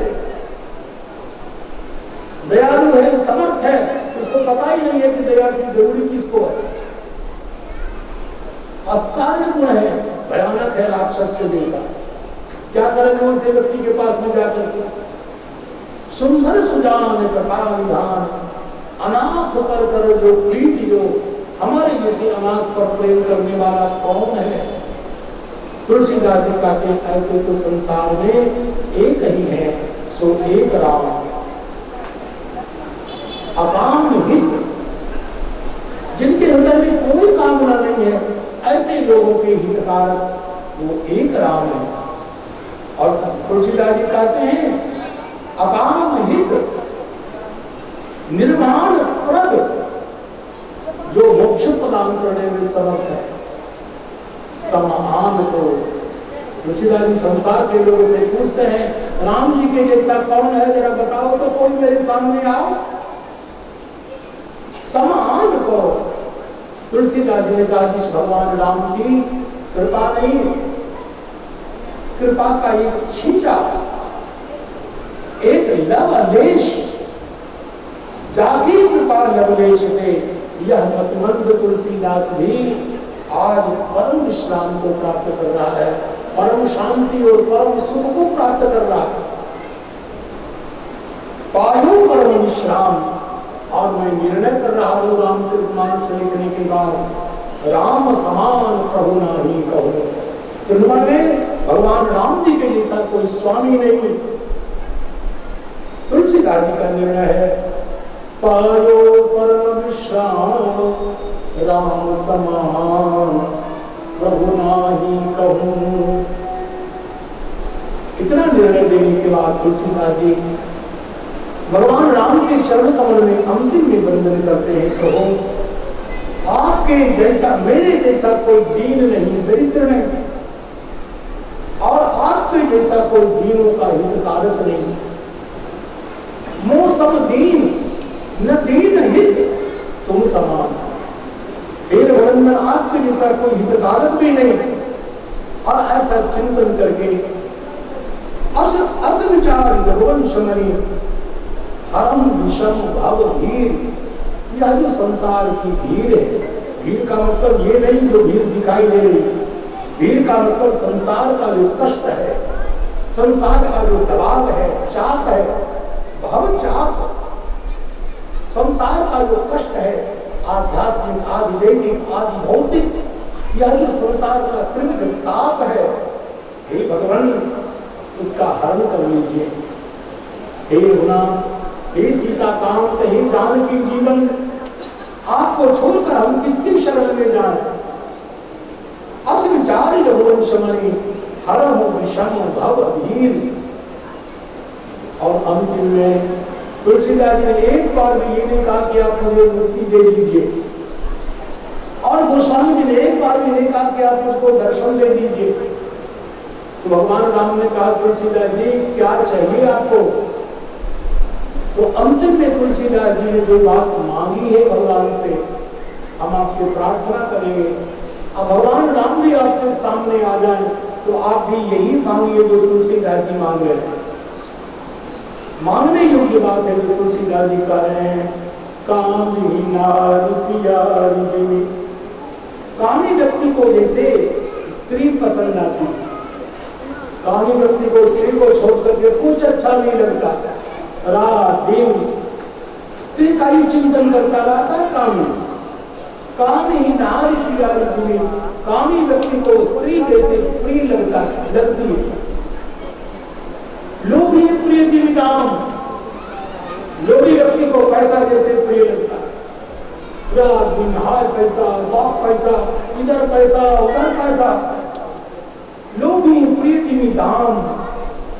तुलसीदास जी कहते तिमिर गुनाथ निरंतर, ठीक उसी प्रकार हे रघुनाथ जी आप मुझको प्रिय लगे और हमें कुछ नहीं चाहिए। भगवान करें आपको ऐसी प्रियता राम जी के चरण कमल में प्राप्त हो जाए जिससे ये कथा सुनना आपका सफल हो जाए। श्रीमद् गोस्वामी जी अंतिम में संस्कृत के कुछ श्लोक लिखते हैं, क्योंकि संस्कृत से ही आरंभ किया है रामायण का और संस्कृत में ही रामायण का अवसान तुलसीदास जी करना चाहते हैं। यत्पूर्वं प्रभुना कृतं सुखविना श्री शंभुना दूतम श्रीमद् राम पदाब्ज भक्ति मनिषं प्राप्त्यै रामायणं मत्वा तद्रघुनाथ नाम निरतं स्वान्तस्तमः शान्तये भाषाबद्धमिदं चकार तुलसी दासस्तथा मानसम्। यद्यपि यह रामचरितमानस भगवान शंकर ने संसार में प्रकट किया था और वो क्यों किया था? संसार के सब लोगों को भगवान राम के चरण कमल में प्रेम की प्राप्ति हो जाए और इस रामायण का प्रकाशन संसार में किया गया था। श्रीमद् राम श्रीमद् रघुनाथ नाम में निरत होना यही रामायण का प्रयोजन है। तुलसीदास जी ने कहा मैं अपने अंतःकरण के अंधकार को मिटाने के लिए रामायण को मैंने प्रकाशित किया है। संस्कृत में होने के बाद भी मैंने लोक भाषा में इसको उपलब्ध कराया है ताकि गांव के साधारण लोग भी राम कथा से परिचित हो जाएं, क्योंकि पहले रामायण संस्कृत में थी और लोगों ने जब संस्कृत पढ़ना समझना छोड़ दिया तो आखिर राम कथा की उपलब्धि समाज के सभी वर्गों को कैसे हो, इसकी चिंता के कारण भाषा अबद्धम चकार तुलसी दासः तथा मानसम, इस मानस को, इस रामचरित मानस को मैंने गांव की भाषा में उपलब्ध करा दिया, उपनिबद्ध कर दिया। आगे कहते हैं कि रामचरित मानस के स्वाध्याय से क्या मिलेगा लोगों को?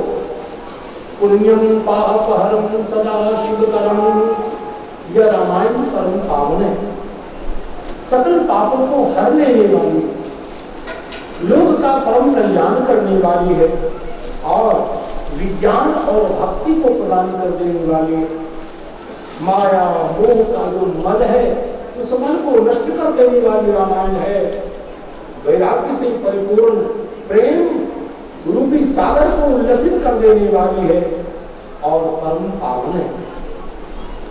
जो प्रेम से संसार के लोग रामचरितमानस का गान करेंगे, इस रामचरितमानस सरोवर में अवगाहन करेंगे, भले ही माया मोह कितना भी कठिन क्यों हो, ते संसार पतंग भोग निर्णय, संसार की धधकती अग्नि की ज्वाला में वो कभी जलेंगे नहीं जो इस मानसरोवर में स्नान करेंगे।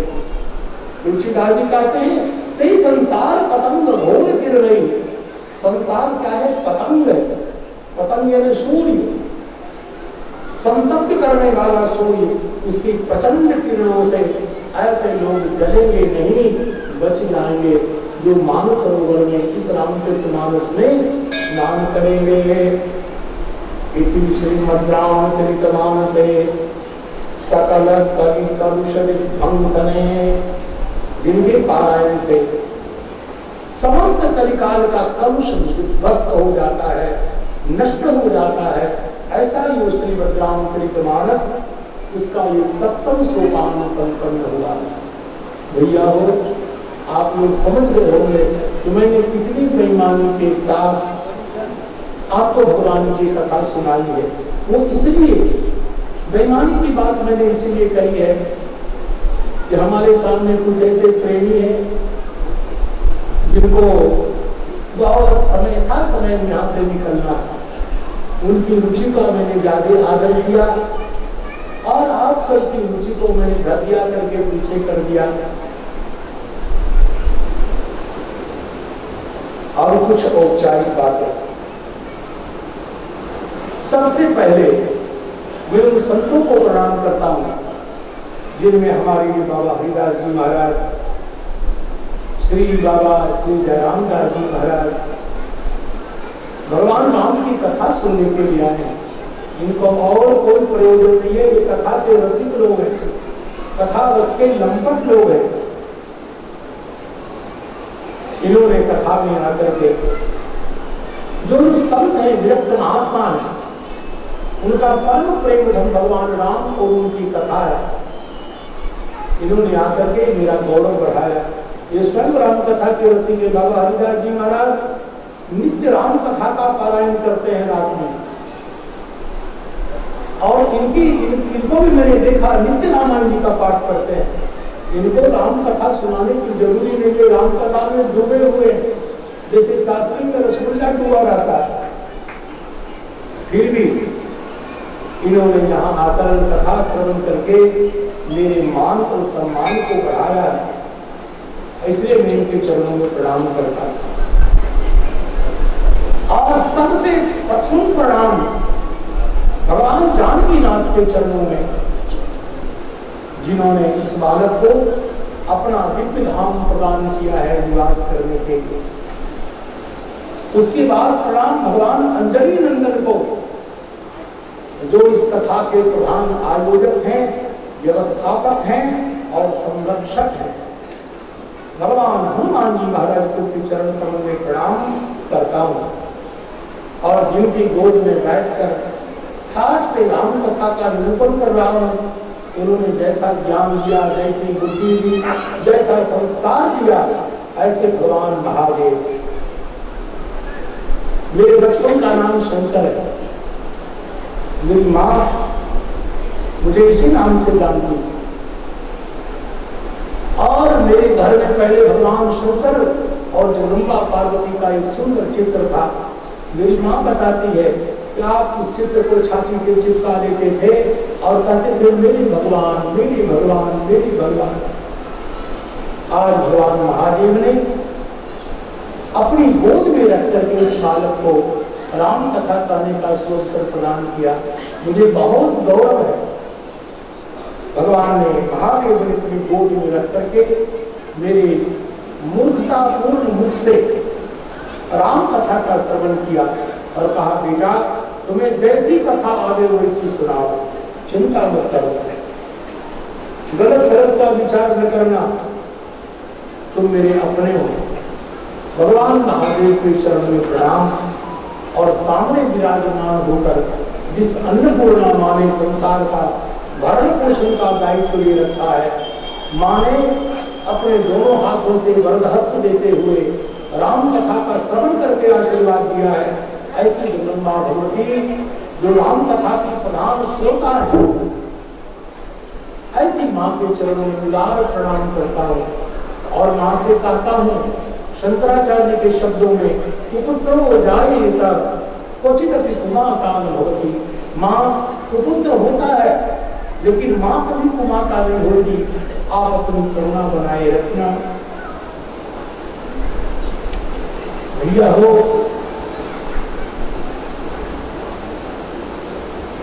पूज्य चरण पंडित जी महाराज, इतना पावन नाम है, इनके टक्कर का नाम तो मैंने संसार में कहीं देखा ही नहीं। श्री पंडित जी महाराज, जिनके पूज्य पिताजी महाराज ने हमारे घर में संस्कार को स्थापित किया, ऐसे पंडित जी महाराज ने आशीर्वाद देते हुए कथा को पावन करने के लिए विराजमान रहे और कथा का श्रवण किया। पंडित जी के चरणों में मैं सादर प्रणाम करता हूँ, उनसे निरंतर आशीर्वाद की कामना करता हूँ। हमारे गांव के वरिष्ठ लोग, जो मेरे चाचा लगेंगे, हमारे सामने हमारे बड़े भाई श्याम किशोर दा, मैं देख रहा था, मैं मास्टर आदमी हूँ, मैं रोज छात्रों की हाजिरी लेने में बहुत चतुर हूँ। मेरी नजर से कोई बच नहीं सकता, मेरी आंखें चारों तरफ जाती हैं। निरंतर रोज समय से आकर के, मेरे आने से पहले आकर के, और वो वहीं से आशीर्वाद देते थे। अपना छोटा भाई मान करके मुझे निरंतर आशीर्वाद देते रहे। अब मैं आपको बताऊं, मुझे सारे गामा हारमोनियम पे उंगली देना इन्होंने सिखाया। सत्य बोलने में संकोच नहीं करना चाहिए। उस अभिमान को लेकर के हम अचार बनाएंगे। इन महापुरुषों ने, इन मेरे बड़े भाइयों ने मुझे उंगली पकड़ के चलना सिखाया है। मैं इनके सामने में क्या हूं, लेकिन इन बड़े लोगों ने मुझे अपनी गोद में पाला है, पोसा है, दुलारा है, प्यार किया है, पुचकारा है। आज मैं जो हूं इन सबके आशीर्वाद से, और मेरे पास कुछ नहीं है। मैं कंगाल हूं, लेकिन इनके स्नेह और दुलार के कारण मालदार हूं। मैं अपने आप को बहुत संपन्न समझता हूं। जिनके साथ इतने लोगों का, इतने अपने स्वजनों का, बंधुजनों का आशीर्वाद जुड़ा हो, इसको सब कुछ नहीं चाहिए। आपके आशीर्वाद से बड़ी संपत्ति कुछ नहीं है मेरी नजर में। तो मैं सभी श्रोताओं के लिए साधुवाद करता हूँ, साधुवाद, धन्यवाद करता हूँ। मेरी कथा तो रुकी है, डांट डपट से भरी हुई कथा है, लेकिन ऐसी कथा को भी आपने सुन करके आदर दिया। हम भगवान सीताराम जी के चरण कमल में प्रार्थना करेंगे कि आपके हृदय में भक्ति, श्रद्धा, अपने वैदिक धर्म और सनातन धर्म के प्रति निष्ठा स्थापित हो जाए। हमारे पूरे गांव में से विषमता मिट जाए, कलह मिट जाए, एक दूसरों के प्रति प्रेम और सद्भाव का उदय हो जाए। वही मनुष्य जो समाप्त ही हो जाए, और ऐसा गांव बने, क्या बात, जिसको देख करके लोग कहें कि गांव हो तो ऐसा हो। लोग परस्पर प्रेम से रहते हैं, मर्यादा के साथ रहते हैं, एक दूसरे का आदर करते हैं। हमारे गांव के बालकों का उत्कर्ष हो, हमारे गांव के बच्चे मेधावी बने, पढ़े, तेजस्वी बने, और इतना प्रयास करें कि उनका तेज सर्वत्र दिखाई दे, दूर दूर तक। हम पूछते हैं, आप विश्वास करें कि न करें, हमारे गांव से कोई जाता है इधर उधर, तो हम पूछते हैं हमारे गांव के बच्चों की क्या स्थिति है, हमारे गांव से कैसे कैसे बच्चे निकल रहे हैं, आगे बढ़ रहे हैं, पूछते हैं। बहुत संतोष नहीं होता, बहुत सुनकर अच्छा नहीं लगता। पढ़ना चाहिए। जो हमारे सामने बच्चे, अभी युवक और जो छात्राएं हैं, जो बच्चियां हैं, हमारी बहन और बेटी के समान, उन सबों से मेरा कहना, पढ़ो। पढ़ने वाले लोग आजकल बहुत हैं, भीड़ में छिप जाओ। जो बहुत पढ़ेगा वही दिखाई देगा सामने। अभी नीट वाली परीक्षा हुई थी, हमने पूछा था हमारे गांव से कितने बच्चे निकले, और मेरी मान्यता है, मेरा निवेदन है, खूब पढ़ो। माता पिता की आंख में धूल मत झोंको।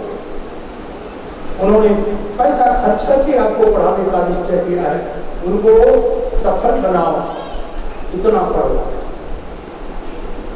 तो ऐसे बच्चों के लिए जो प्रतिभाशाली हैं और जो पढ़ करके आगे बढ़ना चाहते हैं, उनके लिए खूब खूब खूब मंगल कामना, मेरा खूब आशीर्वाद है। कथा में कमी रह जाती है, कभी मेरे मुख से कुछ निकल गया होगा, भावना में किसी देवता की अवज्ञा हो गई होगी, गोत्रस्खलन हो गया होगा, उसके लिए हनुमान जी के चरण कमल में क्षमा याचना करता हूं। भावना के उद्रेक में किसी सिद्धांत अपसिद्धांत का कथन हो गया होगा, हनुमान जी के चरण में क्षमा याचना। यदि इस कथा में कोई अच्छी बात आपको समझ में आई हो, वो हमारे महाराज जी की कृपा है, और यदि कोई गलत बात मेरे मुख से निकली हो, उसका पूरा का पूरा दायित्व मैं लेता हूं और आपसे क्षमा याचना करता हूं।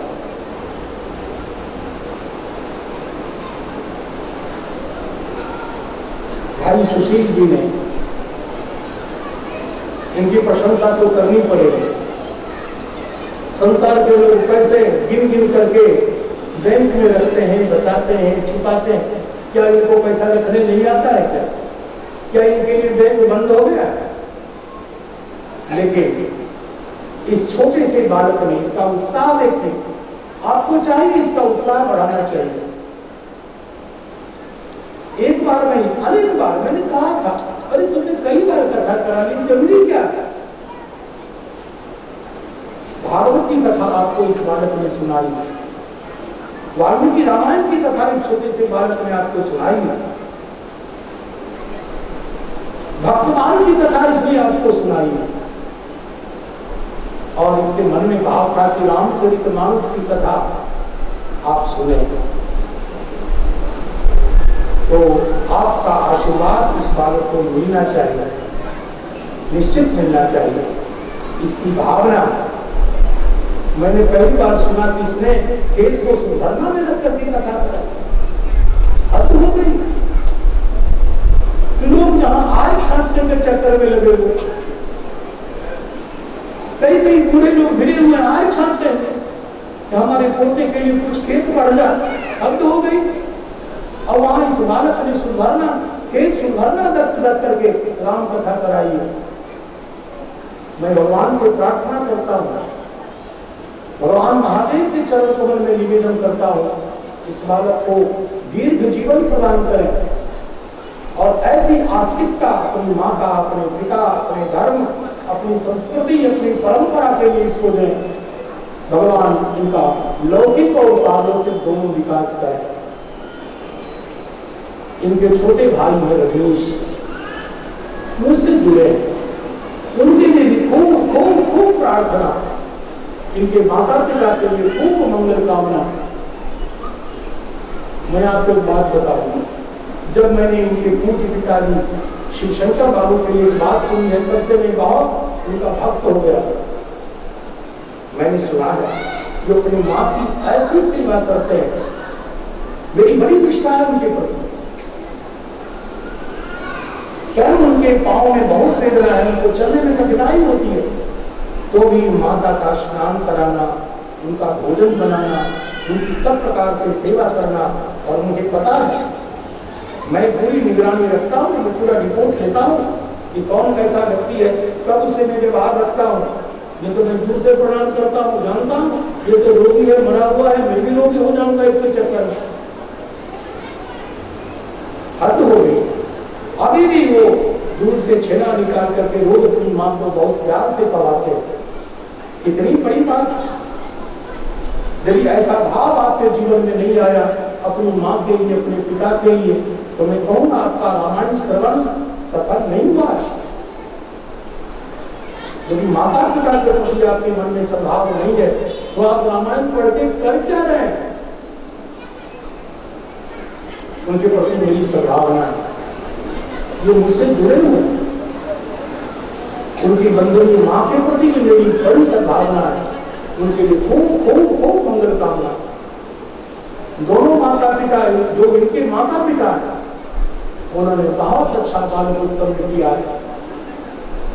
अध्यापक होकर के, अध्यापक को कोई जबरदस्त वेतन नहीं मिलता, फिर भी सुशील जी के लिए मेरे लिए खूब खूब भव्य भावना है।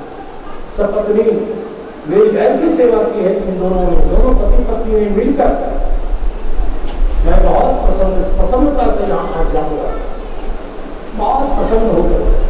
इनकी गृहिणी ने पूरी निष्ठा से मेरी एक एक बातों का ध्यान में रखा। मेरे पास रहना, मेरी बात सुनना, ये सबके बस की बात नहीं। गिलास छू लिया गलत ढंग से, डांट सुनेगा, गलत ढंग से जल उतारा, डांट सुनेगा। कृपा तो बाद में मिलेगी, डांट से ही बेचारा परेशान हो जाएगा।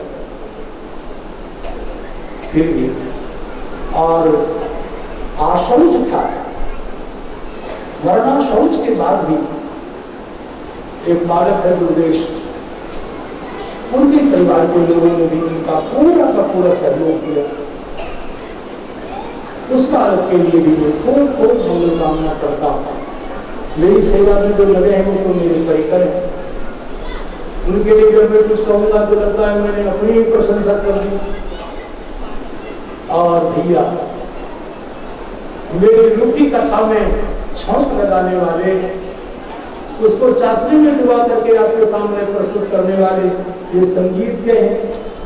इन्होंने मेरी इज्जत रखी है, नहीं तो लठमार कथा और उसको सुंदर चाशनी में पिरो करके डुबा करके आपके सामने रखने वाले संगीत के महारथी।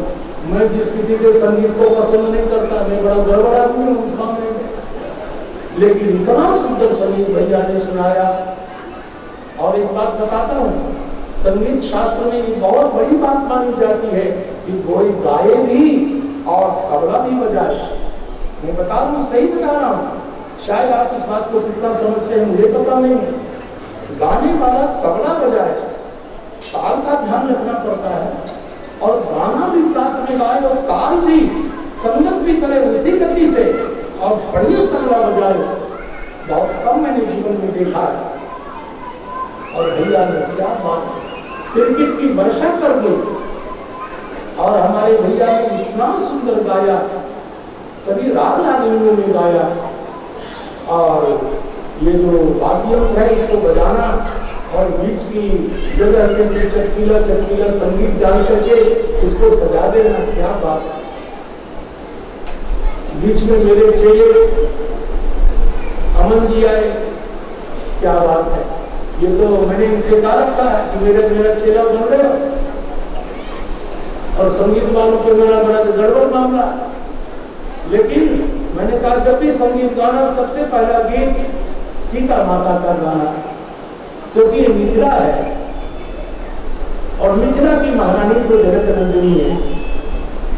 जब भी वो खोलना तो सबसे पहला गीत सीता जी के लिए गाना, हमारी माँ के लिए गाना। और बहुत अच्छा गाया। सबको खूब खूब आशीर्वाद। इस के बाद में क्या बोलूं, जो कोई बच गए हैं सबको, जिनको मैं प्रणाम नहीं कर सका, जिसके लिए मंगल वचन नहीं बोल सका, सबको प्रणाम करता हूँ।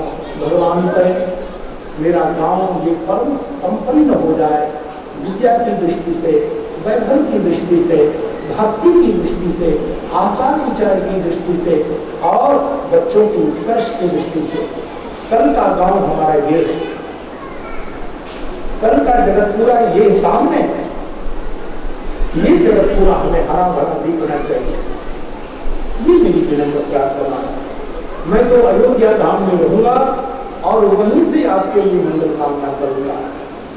आप लोगों ने अपने पुण्य से मुझे अयोध्या भेजा है, तो इतनी बात तो मैं जरूर कहूंगा, हे अयोध्यानाथ, इस गांव को हमेशा सजा करके रखना।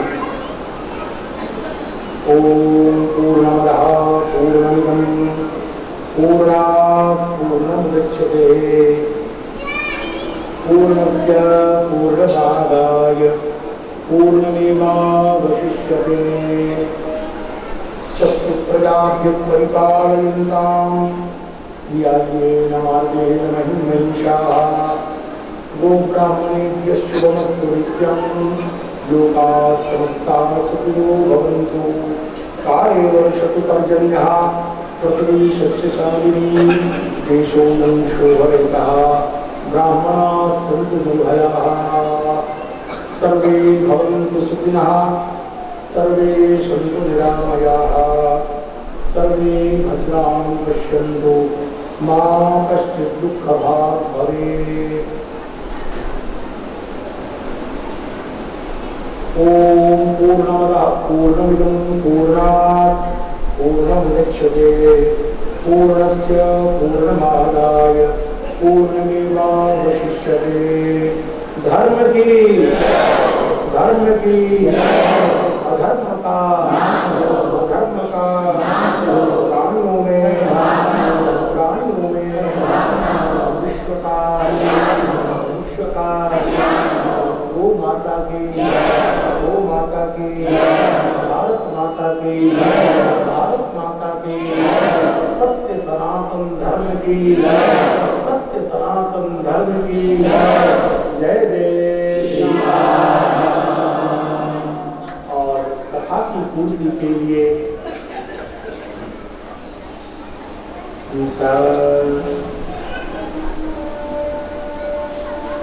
कुछ नहीं।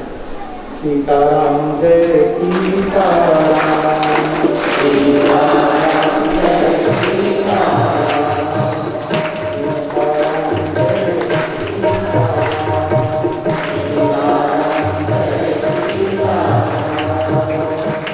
सीताराम जय सीताराम, सीताराम जय